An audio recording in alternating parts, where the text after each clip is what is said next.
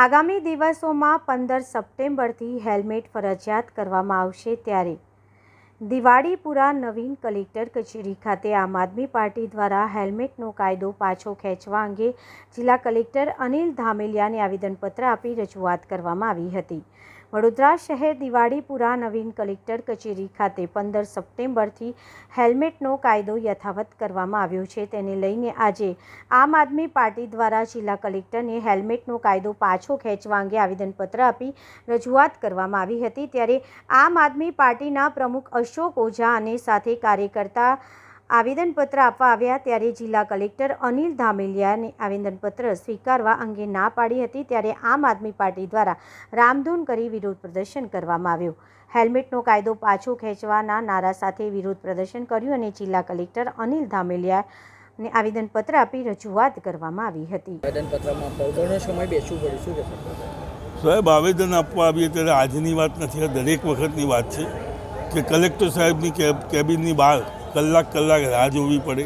જ્યારે કે ફ્રી હોય છે અંદર, કદાચ એમનું કોઈ કામ હોય તો આવેદન લેતા 2 મિનિટ લાગે, તો બી સાહેબ અમને 1.5 કલાક બેસી રહેવું પડ્યું। અને જ્યારે આવેદન આપવા અંદર ગયા તો આવેદન એક સન્માનજનક સ્થિતિમાં, જ્યારે લોકોને આવેદન આપવા આવતા હોય તો એને સન્માનજનક સ્થિતિમાં લેવું જોઈએ।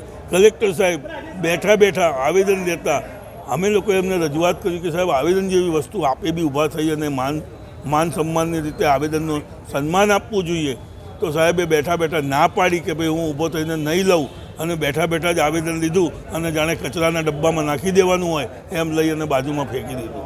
સાહેબ, આવેદનની બી કોઈ વેલ્યુ નથી આ ભારતીય જનતા પાર્ટીના રાજમાં। કલેક્ટરશ્રીને એ નથી ખબર કે આવેદન કઈ રીતે લેવાય। સાહેબ, જ્યારે 1.5 કલાક સુધી અમને બેસાડી રાખવામાં આવ્યા તો અમારા કાર્યકરોએ બહાર રામધૂન ચાલુ કરી, રામના નારા બોલાવ્યા, જય શ્રી રામના નારા બોલાવ્યા, સીતારામ જય રામ ભજનો કર્યા।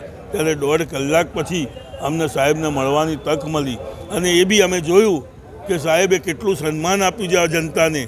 અંદર જતાં જાણે કચરાના ડબ્બામાં નાખવાનું હોય એ રીતનું વર્તન કરી અને આવેદન લઈ લેવામાં આવ્યું।